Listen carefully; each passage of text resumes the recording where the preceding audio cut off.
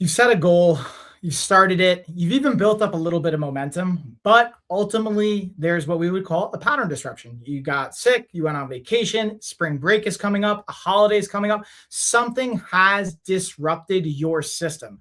What I want to invite for you for today is this isn't your system failing randomly.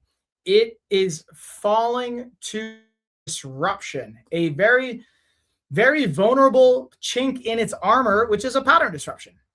And we've talked about this in the past couple of weeks. So I'm going to just keep building on this topic. And the idea here is it's okay if you notice that this comes up for you. It's important, though, to recognize what are you going to actually do about it? That's the most valuable piece. It's not a matter of like falling off because you're lazy. Yeah, that may be the case, or these other pieces. It's not a matter of like, hey, I don't necessarily have a good plan in place or I don't have a system. It's just you don't actually have a plan in place for the pattern disruption specifically. It's a very key, vulnerable spot that we get to account for. And that's what we're going to go over today and what you can take action on, whether it's tactics, tools, a combination of it, and even a little bit of anecdotal stories around that to support you guys. Because it's something I see time and time again.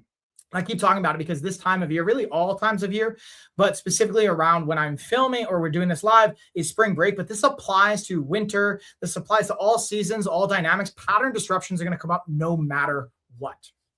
So first and foremost, let's go over a little bit of a system and a formula that we are going to implement and utilize. This is the backbone of pretty much all of my coaching, all of LOF's coaching, and really anywhere I've seen have success in a coaching capacity. I've been coaching now for 20 years. I'm a board certified health coach, a retired professional fighter, WKA light heavyweight champion. I've traveled the world. I've coached everywhere from Phuket top team in Thailand with world champions all the way to New York and everywhere in between. I've worked for the UFC gyms, their franchises, their corporate offices. And I'm telling you, seeing from elite athletes and performers to day-to-day, just everyday persons and individuals and parents, there's commonality in the formulas and coaching. Oh, what's up, Nick? Being able to see these 4 steps is key, and being able to nail these 4 variables is going to dictate whether you're successful or not, from my understanding, experience, and what I've seen on the data. Number 1, having awareness. Whether we're measuring something, whether we're auditing something, having awareness is going to be key. Number 2, being able to have intention, having a plan. How does a GPS system works? How does it work? It works because you know where you are, i.e. awareness, and you have intention, you know where you want to go. If you don't have those 2 things, a GPS doesn't work. Same thing with your coaching, your health, and your wellness. Number 3, action. Just like in the GPS analogy, you could even have the best GPS system. You could have everything laid out. But if you're not actually following the directions and taking the turns, you're not actually going to get to the destination, i.e. the results that you want. So these 4 things combined is really the formula in coaching. Now, where there's breakdown, there is going to be potential pitfalls to this. There's going to be potential breakdowns. That's what we're going to look at. And the biggest breakdown happens in the action and accountability. So I should go back with the formula. Accountability is really the 4th variable, the last layer.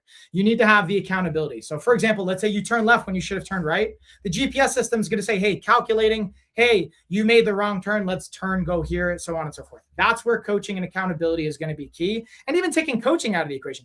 In general, success, regardless of using coaching or not, accountability is going to be that last key variable. So you have awareness, you have intention, you have action, and then you ultimately have accountability. If you don't have all 4 of these things, you're not honestly going to see success in a scalable, reoccurring fashion in a sustainable way. So let's look at a pattern disruption. I'm going to give you a real-time example, and then we're going to go over what we're going to do about that. This is just piggybacking on the last couple of weeks. We've talked about systems can fail, why they may fail, the pattern disruption, but we're really going to iron out what we do about it today, especially with breaks coming up ahead and just dealing with a variety of things. So let's lay out pattern disruption. Let's just take spring break, for example. You have your routine. You started a routine. Let's even take New Year's. You started on New Year's. You have your routine. Cool. You've even been hitting it for 3 months. Let's even say you've been crushing it. But now spring break comes up and you're like, you know what? I even got the body that I want. I got the 6-pack. I got the abs. Cool. I'm going to go on vacation. Here's the catch. You go on vacation. You come back. You've disrupted your habit and you've disrupted your pattern. And then before you know it, one day has turned into 1 week, 1 week has turned into 1 month, and before you know it, you've not only not been able to maintain the results, but you've started to regress. And that happens because of the pattern disruption combined with the lack of adjustment and accountability. Ooh, thank you for the heads up, Nick, that you can't hear me. Let's see, can you hear me now? So, with that being said, knowing that you are going to have a pattern disruption, first off, you could do your best to not have a pattern disruption, but reality is life is going to throw you pattern disruptions. It's about what do you do when the pattern gets disrupted. That's the key gap for most people when they don't have success in a sustainable fashion. Being able to maintain the either routine or habit when things get interrupted. So you go away on vacation, you come back, you don't go back to the gym. Time and time again, that's something I've seen happen. I've seen people go through it. Now, here's the key. Where they tend to fail is because they think they have to go back to the same exact routine and habit that they did before. But what this is the key actionable, is how we're going to change the approach. Instead of trying to force what worked for you prior, you have to audit and adjust the action for your new routine and or situation. So for example, you go away on vacation, you come back, and normally let's say you do chest and back on Mondays. You come back, you're like, dude, I have to unpack. I'm sleep I'm feeling heavy. I'm feeling lethargic. That's not the time to go back to your exact same workout on Monday, chest and back. You can even do chest and back. You can even go to the gym on Monday. But ideally what you want to do is cut your volume in half, cut the actual weight in half, and just get back into it. And then, hey, guess what? If you feel good and you can crush it, then go back to your normal routine. That's awesome. Then you've already got the habit, you've got the groove, and you don't need to make adjustments. But that's not what happens for most people. More than 50% of people, usually 50 to 80% of people, especially when they set New Year's resolutions, are going to run into this pattern disruption. And hey, what's up, Vanilla? I see you. So being able to know, all right, cool, I got to come up with a pattern disruption protocol. That's really one of the impacts we have on our 100-day comeback series and just our coaching in general. And literally just take this in your life right now. Whatever your plan is, if you get disrupted, just take the actual measurables and cut them in half and then do that. So for example, you go to the gym 4 to 5 days a week, go back to the gym 2 days a week.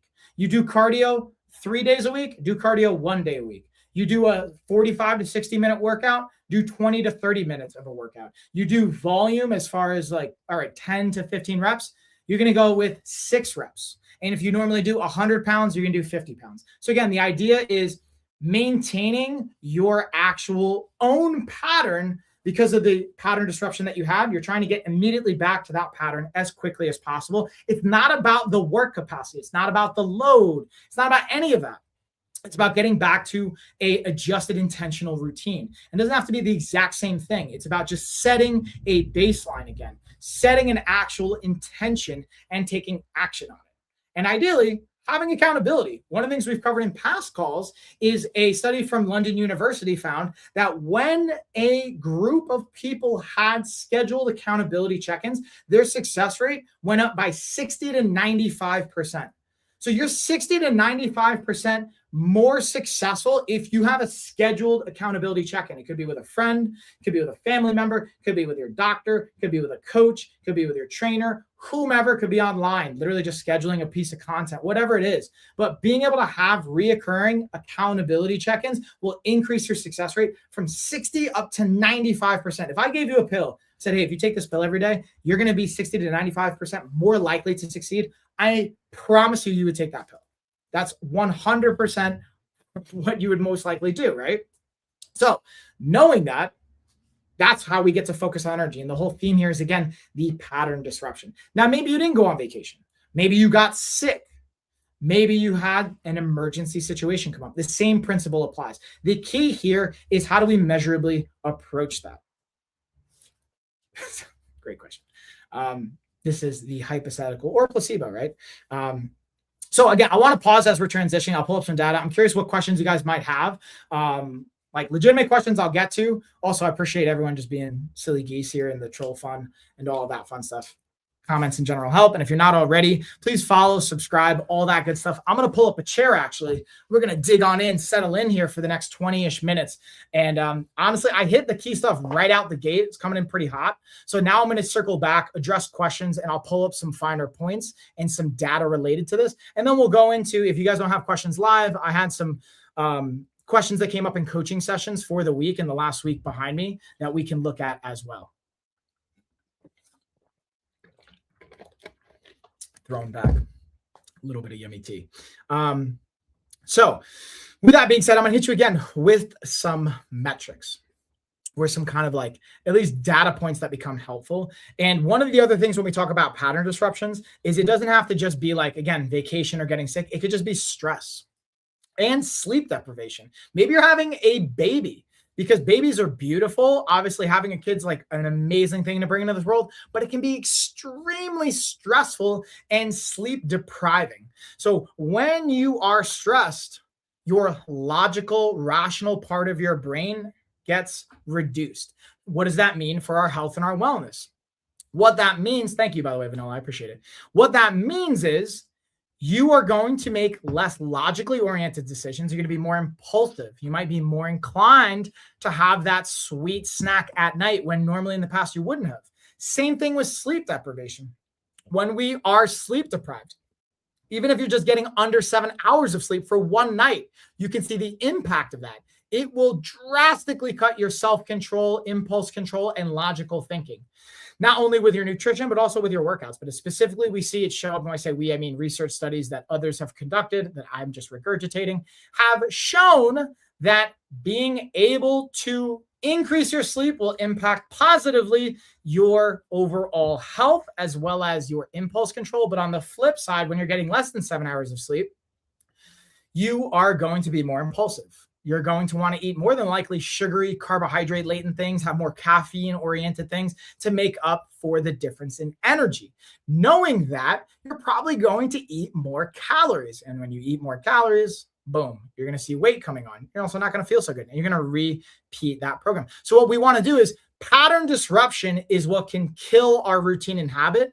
But on the flip side, we can take that same information and apply it in our system as like kind of a secret weapon. So if we started, let's say you got back from vacation, you interrupted your routine, or you got sick, you got stressed, whatever, you had a baby, it interrupted your routine, you got injured, something happened, and you started picking up a habit or a routine you don't like. Eating at night more than you would want to, not working out, being able to choose video games instead of exercise, whatever. And I like video games, so it doesn't mean don't play video games. Just if you're playing video games instead of exercising, you're probably going to gain weight, as an example. Or you're going to get weaker. You're not going to get stronger. Your performance isn't going to improve. More likely it's going to suffer, depending on what games you're playing. So the point is that's now a new pattern you're creating. So we could take that same principle of, okay, pattern disruptions are impactful. We use that same psychology and say, okay, cool. Now I'm going to disrupt this pattern I don't want. The behavior I don't want, I'm going to create a pattern disruption. And it may be cool. I'm going to journal. I'm going to use my planner to be able to jot down what I'm doing, what I'm feeling, what I'm thinking, so that I'm going to potentially be less impulsive. I'm going to use another activity, ideally a joyful oriented activity, or another thing, even being social, going for a walk, a baseline, pretty minimum friction, minimum effective dose activity to be your pattern disruptor. Maybe it's taking your dog for a walk. For example, Misha broke her leg. I have a German Shepherd. She broke her leg almost 2 months ago now, or a month and a half ago, and she had to get surgery. So it was extremely stressful. And it was obviously impacting sleep. It was financially stressful, all these things. But guess what? That doesn't mean that just because I'm not walking my dog means I don't go for walks anymore. I can find substitutes and different ways to do it, as an example. So that is a little bit on, again, the plan of attack and where systems to recap all of this. So let's take our formula. We have awareness, intention, action, and accountability. This is the 4-step formula that delivers results. We've created a plan for that. We've even implemented a routine. That routines maybe even become habit. But we've had a habit disruption, a pattern disruption come up, being sick, being stressed, going on vacation, whatever. And now we are struggling to get back to it. Instead of trying to force the same thing, you just cut everything in half, cut your volume in half, cut your goal in half, being able to do less of it and just bridging the gap. And ideally, you're working with a professional that is strategizing with you, because you can try and do it yourself, but probably what got you there is having a plan. And maybe you have all the knowledge. That's the cool thing with technology now, live streaming, social media. You have so many experts. We have more access to information than ever before. So you may not feel like you need a coach. This is where coaching can be impactful, but just being able to leverage your knowledge isn't enough. It's the built-in accountability and action-oriented planning, and then being able to take action, right? So we know, okay, cool. The process is I'm going to go to the gym, or I'm going to move my body for even 3 to 5 minutes 2 times this week. That's, if you don't know where to start with that. Move your body for 3 to 5 minutes, 1 to 2 times this whole week. Then from there, you progress each week until you are no longer able to do it anymore. If even in the first week you weren't able to get 3 to 5 minutes of movement 1 to 2 times per week, we even get more conservative, 1 to 3 minutes per week as the example for movement. And saying, okay, if you can't do that, then you really get to seek out a support mechanism, because there's something going on, not even just physically, but psychologically, that you get to look at and offer up accountability. And that's where tagging in accountability, scheduling an accountability check-in with a friend or a family member becomes impactful. Or on the flip side, let's say you don't like eating. So this is you don't feel good, right? You got sick. I've had that happen when I get sick. I don't want to eat anymore. And for those that are trying to particularly gain muscle and performance, if you're not eating enough protein, enough energy and calories and fuel for your body, you're going to see a drop in performance too. So being mindful of, okay, what do you enjoy? That's a key component. Yeah, and that's why I'm bringing that up, because I think that's a good point, being able to look at what does feel good, what feels accessible. We start with that, we build from there. And sometimes that's a smoothie. Oh, what's up, Johnny? Being able to say, hey, I'm going to start with a smoothie, for example. Or, hey, maybe I'm going to look at a meal that I really enjoy that feels accessible, but it's not overwhelming. Starting with those accessible pieces. So again, I'm going to pause there. I'm going to see what questions we have, and then I'm going to reference a little bit more on the data side, especially when it comes to habits and where people tend to drop off. And then I'll go into some other questions that even some of my clients have brought up as well. Yeah, it's great getting outside. Love it, bro. Okay, so let's look at where habits might even be dependent. So a lot of times as we're forming habits, specifically routines, and as they're turning into habits, they are going to be cue dependent. And for ADHD and neurodivergent people, that's going to be even more so the case, specifically visual cues and prompts. But all of us have cue dependent habits. There's a pretty much anatomy protocol to how a habit's formed. First, we have a cue. Maybe our alarm goes off in the morning. Our body tells us we're hungry. Our baby is crying, or our a body is feeling like it's got a lot of energy and it wants to move. We have a cue. Or we're tired and we want to go to sleep. That's a cue. Then we have, after the cue, something that we actually want to solve, or something we want to address. If there's not actually like an intention behind that, something we're addressing, you can have all the cues you want. But if the cues don't actually feel connected to a deeper why, you're not going to take action on it. So being able to be clear on, again, cue, I'm hungry. Hunger is going to solve a problem if I'm eating. So that's the second stage of it. By eating something, I'm going to address the cue. That leads into then the action of actually eating. And then lastly, the reward mechanism that reinforces the loop. The reward is I'm no longer hungry. So we go again, I'm hungry. What should I do? Oh, I should eat. Oh, guess what? I'm actually going to eat. I then reinforce that by feeling full or satisfied. And then we are creating a habit pattern. On the flip side, let's say at night, I'm tired. I'm stressed from work.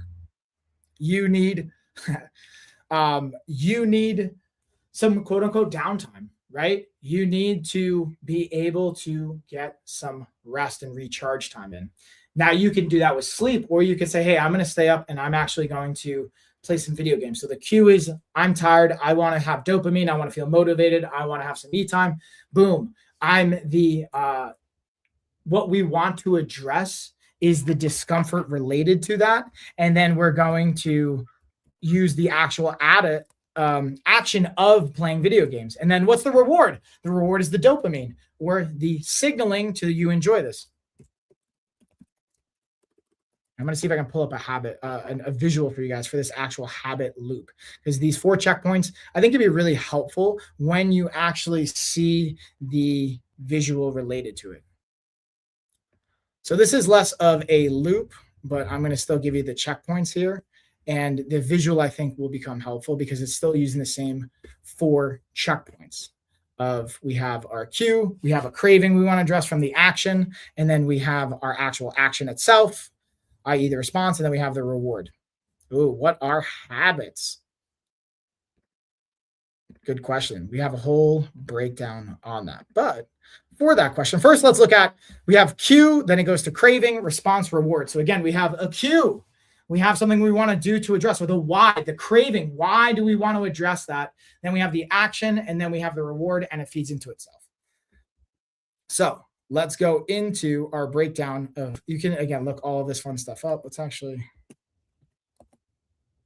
pull up our fun definition of habit. Those of you that want it. Really, it starts with routine. Routine is where after enough period of time, you have a habit formed, which is something that, really, to put it simply, I'm not going to actually, it looks like they don't have the habit broken down here, but the real simple version of it is a habit is something you don't have to consciously think about. It's something you do without having to put a lot of energy or conscious thought into. A routine is something you're more intentional about. You have to put bandwidth and energy. It takes more processing bandwidth. Yeah, and also to your point, we're live on YouTube, Twitch, all that fun stuff. So you may see me talking to people, but they may not be on the platform you're on. Fun fact. And yeah, if you guys want, Venmo me for this stuff. You can give me a little tip. I got you guys. You can check the link tree. I actually have my Venmo in the link tree wherever you're watching this. Or if you're appreciating and enjoying this, just make sure you're following, subscribing, liking, all that good stuff, commenting, sharing. It's very helpful.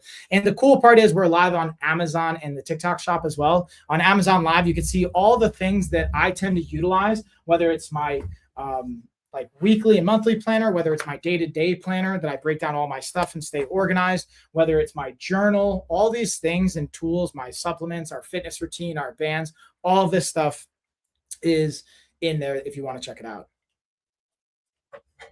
Okay, with that being said, that's pretty much the clear actionables. I'm not going to take a long time on today. I just want to make sure I hit it with you guys, go into it, and see, it doesn't look like we have any questions. So I want to hit you with a couple of more just data points and facts, and then we'll move it on from here. So where do most people quit, by the way? People quit early. 50% of people drop out of exercise in 6 months. I mentioned that. So at this stage of the game, we're in March? Some people may still be going from, let's say, January. But by June, 50% of people will drop off, up to 80% by the end of the year. So 50% of people will drop out of exercise in 6 months. And it's because even if you did lay a habit, there was a pattern disruption. A pattern disruption is the key variable to the sustainability of this. Even if you have formed a habit, it is more than likely going to have some sense of a pattern disruption. And that's what's going to dictate if you're going to quit or not for most of us, is how do you handle the pattern disruption?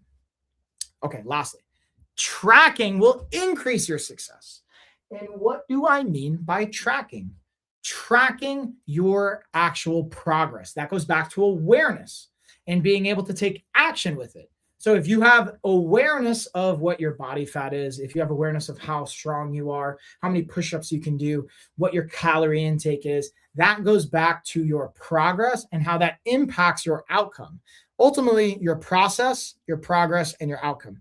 If you can't change something, it's more than likely because you're not measuring it. So the cliche goes, you can manage what you measure. So if you're not measuring it, more than likely that's probably why you're failing, because you're not actually having some measurable components. I got you. Thanks for making me laugh, by the way. I appreciate it. So keep in mind, 6 months is an interesting checkpoint for more than 50% of people. And then the interesting thing, the last piece of this is an if-then protocol. The if-then plan will increase your follow-through. So being able to have an intention will increase your success rate. So that's where the intention comes in. So what I mean by that is not only having a clear direction with intention, but an intentional adjustment. So, okay, when a pattern disruption comes in, if I get disrupted in my pattern, then I will cut the volume by 50% and try it again anyway. And I will keep doing that. I will keep cutting the volume and the goal by 50% until I can do it again. And then once I can consistently do it for 2 to 4 weeks, I will then increase the goal and the volume by 30 to 50% until I get to a place where I'm no longer able to do it. For examples, that's a good example of an if-then statement. And again, this is backed by just behavior change studies that'll show you will have a higher success rate if you have intention. And instead of saying, okay, Not I'll work out, but if my routine breaks, so for example, if I can't go to the gym for 60 minutes, then I'm going to use my LOF bands for 20 minutes and do an at-home version of it. That's a perfect example of the if then. And again, having a pattern disruption backup plan.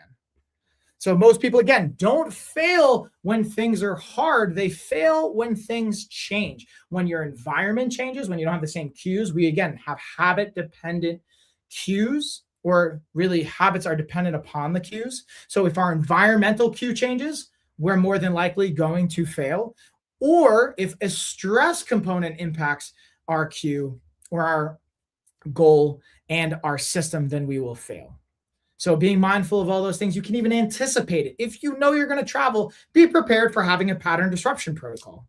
Have this in the bank. And that's what we do with our coaching, is being able to anticipate hundreds of scenarios at this stage. We've worked with literally over 30,000 people, myself included, and the entire team has worked with over 30,000 people over the last almost 20 years. So we have data on, I can't even tell you how many different scenarios. It's fascinating to observe how many different things can go on.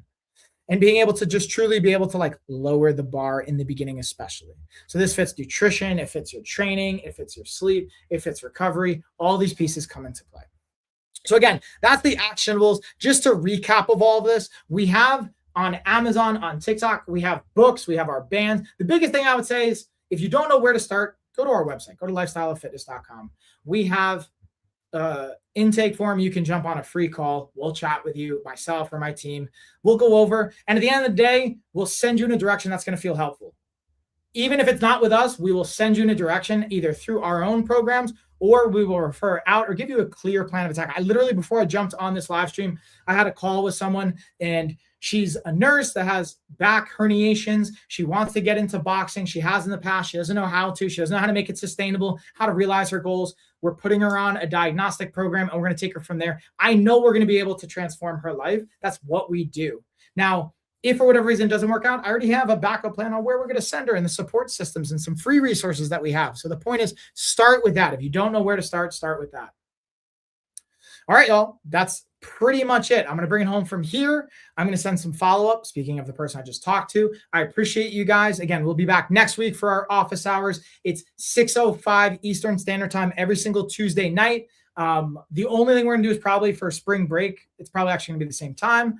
I'm going to have some more guests lined up in the weeks ahead, so stay tuned for that. If you guys have questions, again, you can go to our website. You can submit questions for talking points. And the next time we have someone submit an actual talking point, I'm going to do a cash giveaway. Also, stay tuned. Coming up in September, this September 2026, it is LOF's 15-year anniversary being in business. So we're going to have something really big planned for giveaways and for support. So make sure you're staying tuned. We're going to have some events planned around that.